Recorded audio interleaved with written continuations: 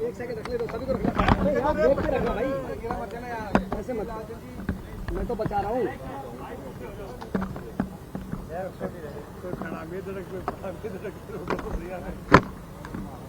इधर तो पहले रुका हुआ है, बाकी को रोक रहा है।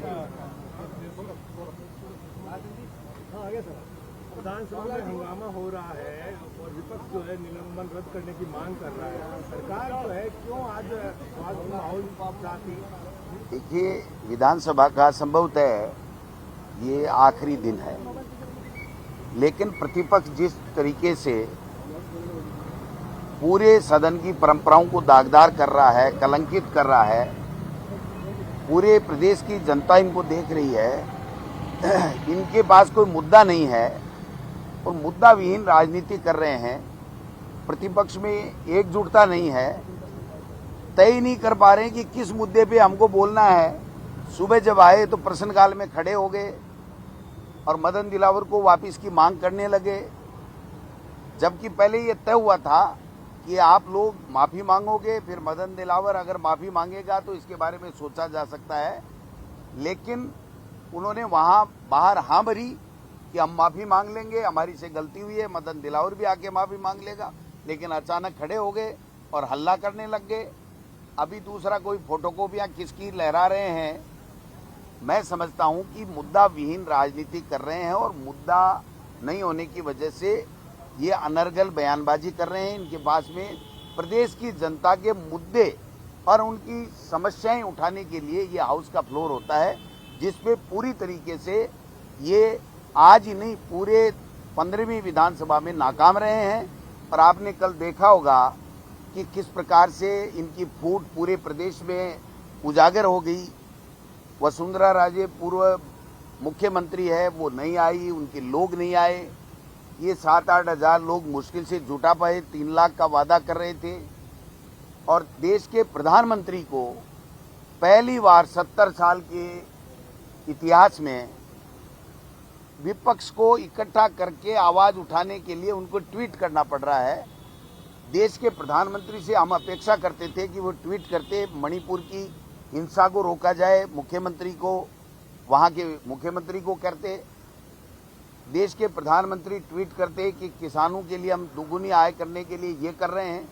देश के प्रधानमंत्री महंगाई रोकने के लिए ट्वीट करते।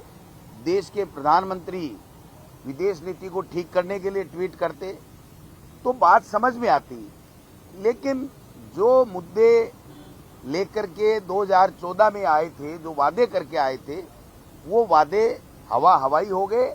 और अब इनको अपनी स्टेट्स में जहाँ जहाँ चुनाव हैं, मध्य प्रदेश, छत्तीसगढ़, वहाँ केवल प्रधानमंत्री अपने स्पीच दे रहे हैं। लोगों में जोश नहीं है, लोग सुनने के लिए नहीं आ रहे हैं। ये जो 5-6 दौरे देश के प्रधानमंत्री ने किए हैं यहाँ पर, उन सबको मिला करके और अकेले 9 अगस्त को जो आदिवासी गौरव पर्व हम मनाने जा रहे हैं बांसवाड़ा में मानगढ़ धाम के ऊपर, जिसमें हमारे नेता राहुल गांधी जी आएंगे।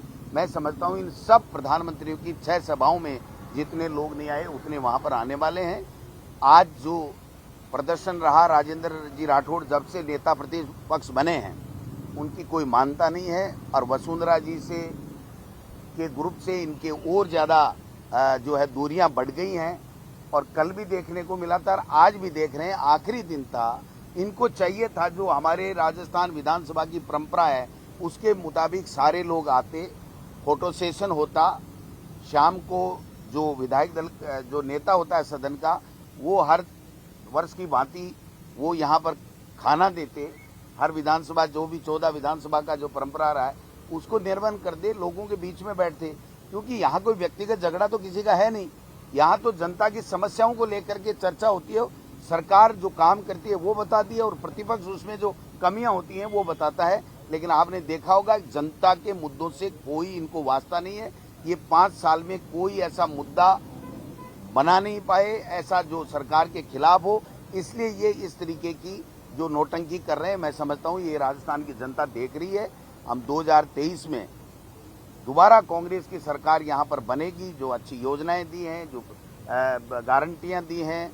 और मैं समझता हूँ कि इनके तो आपस में इतने चूतम फाक हो रहे हैं, लठ बज रहे हैं, आपस में इतने गहरे मनमुटाव हो गए हैं कि एक दूसरे को ये देखना भी पसंद नहीं करते। तो ऐसे में जनता को ये क्या संदेश दे रहे हैं, जनता के मुद्दों को क्या ये उठा पाएंगे, क्या ये आगे चल करके सरकार बनाने की बातें कर रहे हैं, ये क्या उनके ऊपर क्या इनका विजन है, उस बात पे तो बात कर नहीं रहे हैं और नोटंकी कर रहे हैं, जो शर्मसार करने वाली बात है, जिसके लिए हम सब इनकी निंदा करते हैं कि इन्होंने राजस्थान की विधानसभा को, परंपरा को कलंकित करने का काम किया। राजेंद्र गुड़ाल ने आज प्रेस कॉन्फ्रेंस की है, उसमें वो तो स्वतंत्र है, करे, कौन मना कर रहा है? कोई मना कर रहा है क्या? लाल डायरी के 3 पन्ने निकाले। कोई ऐसा हमें तो पता नहीं, किसी तरह की लाल डायरी हमने देखी नहीं, सुनी नहीं। ये तो सब काल्पनिक बातें, मुद्दे बनाने की बातें हैं और मुद्दे बना करके इनके पास में मुद्दे नहीं हैं, इसलिए ये मुद्दे बना करके भारतीय जनता पार्टी के लोग जिस तरीके से ये साजिशन कर रहे हैं, इनको जनता सब देख रही है। ये कह रही है आपने हमारे लिए कोई किसान की आमदनी दुगुनी करने की बात की हो, कोई महंगाई कम करने की बात की हो, कोई शिक्षा की बात की हो, रोजगार की बात की हो, तो आप बताइए ये कोई मुद्दे हैं क्या, ये कोई बातें हैं क्या? ये सब कपोल कल्पित है और नौटंकी है, जिसको लेकर के जनता के बीच में जाना चाहते हैं। जनता इनको पूरा जवाब देती है। थैंक यू, कांग्रेस है ही नहीं, कांग्रेस अशोक गहलोत थैंक यू, कांग्रेस है, नमस्कार। दो काज राजी एक जेब में, रंधावा जी को नमस्कार, नमस्कार।